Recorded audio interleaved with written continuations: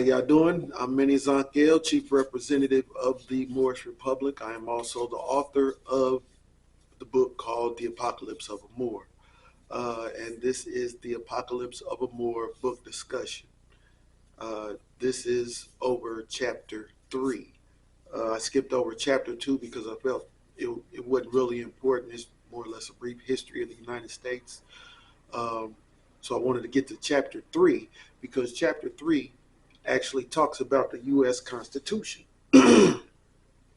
So um, basically, most of what we know about the U.S. Constitution is what they taught us in the schools, that the quote unquote founding fathers came up with this and did that.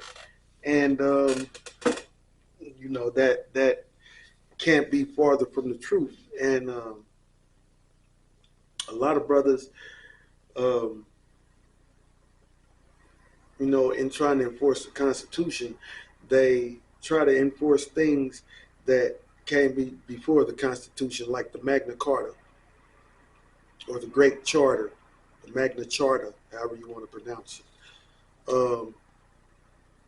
When in fact, the Magna Carta didn't even last. It didn't even stand. Most don't know. It was the first contract. Uh, it was a contract not between the people and the king, but it was a contract between the powerful barons of the kingdom and the king. And basically, it was for the let's see, so I can be correct on this because I'm looking at the book. Um, when it was the 1215 royal contract between the king and barons, promising rights against illegal imprisonment, swift justice, and feudal payment limitations. Now, they lived in feudalism. If you know what feudalism is, they lived in feudalism. So, um, they just made a contract for basically for the king, so he couldn't just do whatever he wanted to do to him, basically. And so, uh, a lot of people know about that, but they don't know that the Magna Carta didn't last. Neither one of them could uphold the agreements that they had promised. So it didn't last long at all. So that's for those who are trying to use the Magna Carta as if it means something or if it has some type of saving power. Um, okay, so once we get down to into the United States and they talk about who did what, um, well, the first thing is that we um, what let me start with a story first. I issued a challenge a few years back, and I said that we are not we the people of the United States, and this is pertaining to uh, Dred Scott and all of those cases when I said that. And I issued this challenge on Facebook, and I said, you know, we are not we the people of the United States, and you can't prove me wrong or something like that. And uh, a woman from Ohio um, came and proved me wrong. And you just can't tell me anything. Don't talk me to death. So I'm like, show me where you got your information. And she took me to the 1905 congressional records and basically um, proved me wrong, proved me all the way wrong. And when I read it, it blew my mind. Like, wow, really? So what it was that we, we, those formerly known as Negroes, we are we the people of the Constitution. Surprisingly, we are that.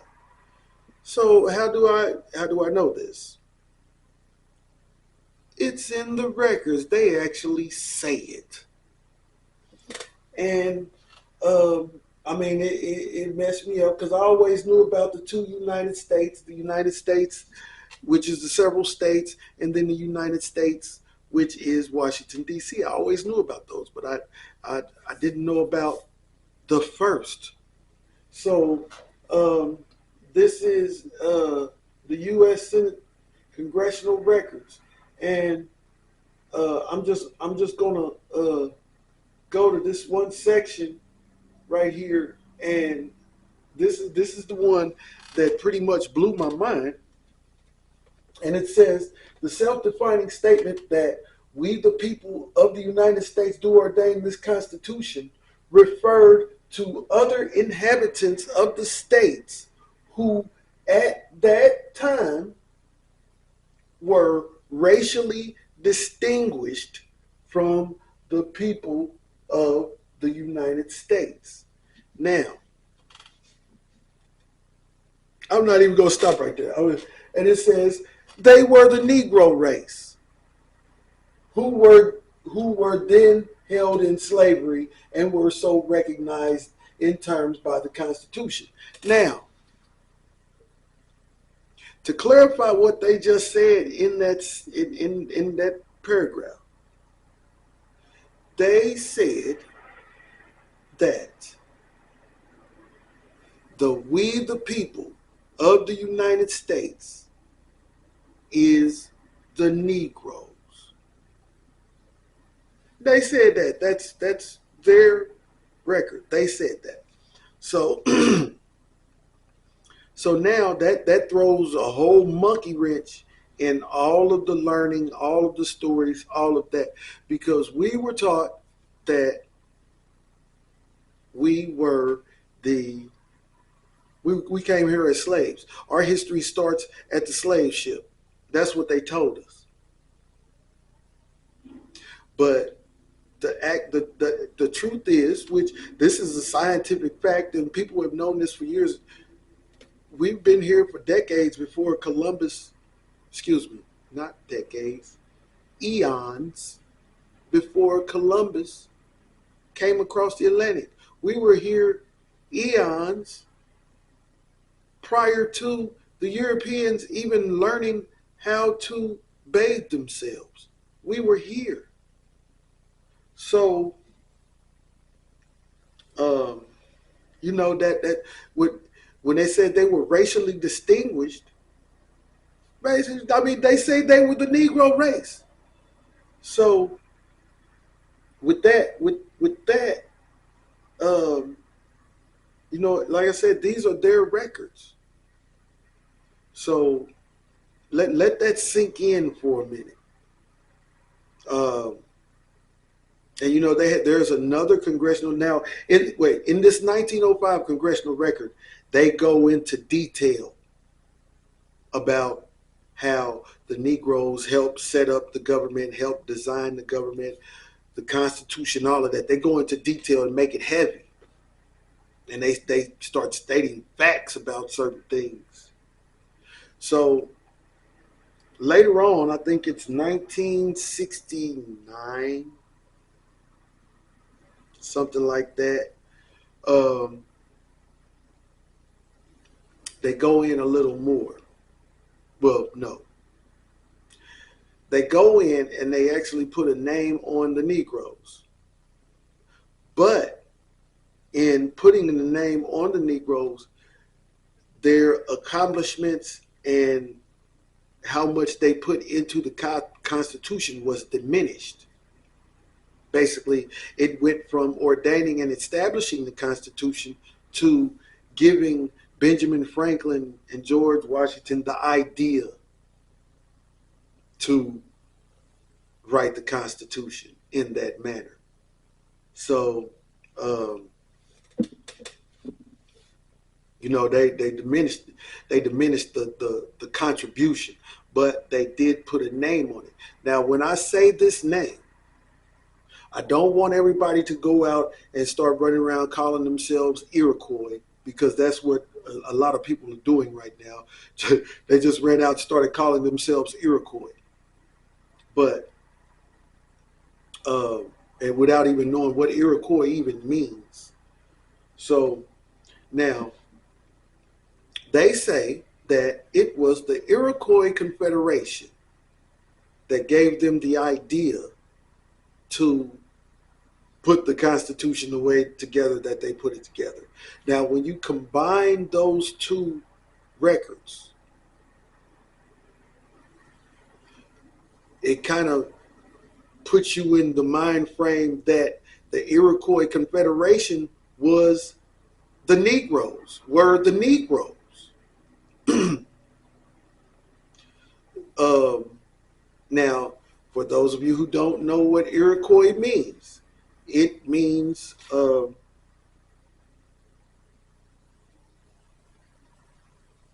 it's the Iroquois Confederation. Oh my goodness, I forget. Oh, the Haudenosaunee, the Haudenosaunee, the people of the Longhouse. So the Iroquois Confederation was a bunch of different um, nations of people who came together under the Great Law of Peace to live together. And they modeled the Constitution after that to uh, help the states work together, because the states, in all actuality, are separate nations that they developed. That's why it's the United States of America, because all of those different states are separate. That's why they have their own constitutions. That's why they have their own flags. However, they don't have their own nationalities. That's the one thing that they don't have that we as Moors have. So, um, that's part of the story. Excuse me. The rest is okay. So now we know the origins of the Constitution. I'm not going to go into the laws and any of that. Um, but next, we're going to talk about how many times the Constitution has been dissolved. Now, not a lot of people know that the Constitution was dissolved one time. So, in this situation, I'm just going to give you a few times that the Constitution was actually dissolved. Um, the first time the Constitution was dissolved, the Civil War, the outbreak of the Civil War. Um, it was dissolved when some of the slaveholding states walked out of Congress, and Congress adjourned Sine Die, Sinedie, Sine Die, without a day, if I'm saying that correctly. They adjourned without a day to reconvene. So that basically uh, broke the contract, which the Constitution is a contract between all of the states. It broke the contract, and they tried to get out of the Union. Well, uh, they said that's the first dissolution of the contract. Now, how they put it back together and faked everybody out is they came with the 14th Amendment. Now, when you look at the 14th Amendment, the 14th Amendment is basically a restatement of everything that came before it, of all the amendments and the Constitution that came before it. Because they had to come up with another Constitution, but they had to do it in a way where the people didn't know the first one had been dissolved. So they put everything in the 14th Amendment and ran with that. That's why sometimes you hear people refer to the 14th Amendment Constitution. So, uh, that's the first time it was dissolved. The second time it was dissolved was um,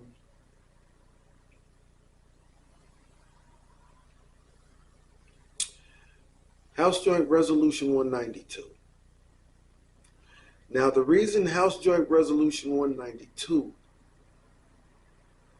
dissolved the Constitution is because the states had to agree to get off of the gold standard. Not the Fed, not the feds, the states, because in the Constitution it says the states shall use nothing but gold and silver as money. So the states, the governors of the states, the governors are basically the presidents of the states, they had to agree to get off of the gold standard. That was the second time the Constitution was dissolved. That was actually the final dissolution, because as it pertains to the states, because in 1878, they came with the Organic Act of 1878, which gave DC a government. So now DC is an actual foreign state in relation to the rest of the states. As you know, DC is not a state. It is not a state. It is not one of the 50 states. It is a territory. It's a foreign state. It has its own government and all of that, but it never was a state itself. So they with that, and this also goes for let me start with the 14th Amendment. I got to start back here to really take you through it.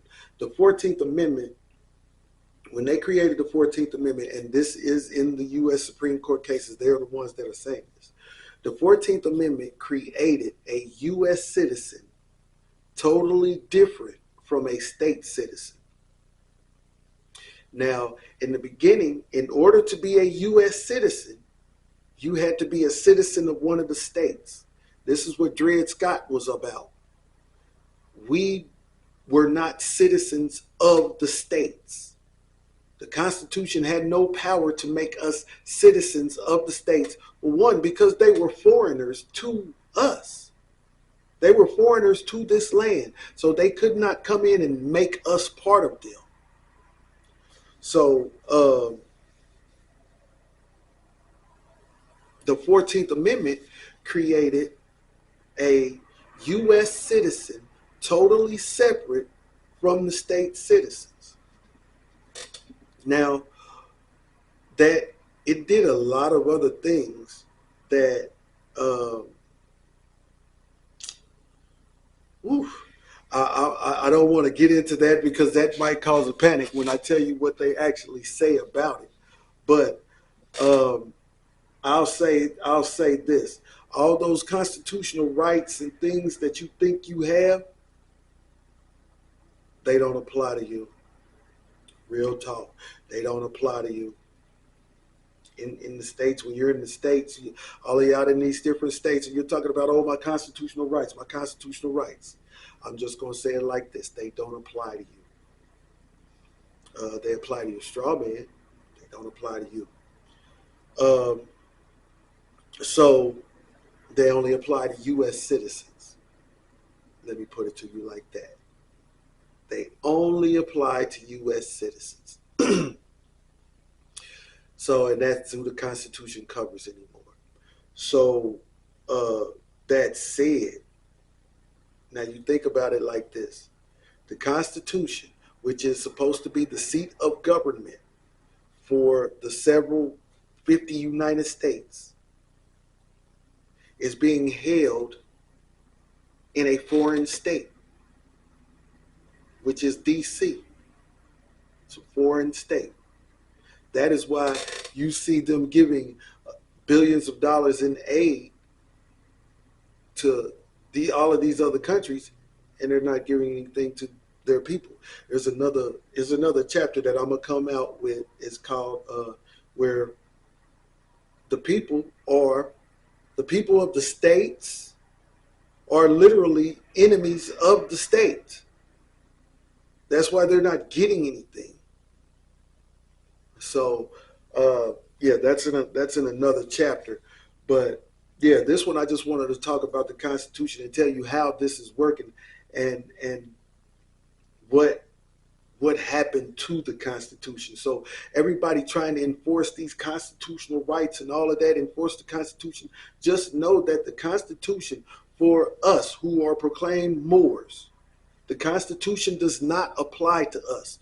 We put that together for them. And that's in my chapter, that's in my book, where I give you the exact place where it's at. It's the 1905 congressional records. But the book is called The Apocalypse of a Moor. You can go read the entire thing yourself. And they tell you exactly what our people did. And it also proves that we were here before them. So, and also it fuels some of the answers or explanations behind the back of the dollar bill. So, that's I'm a cut it short at this. That the Constitution is it no longer applies to us. It never applied to us. Never applied to us. Never.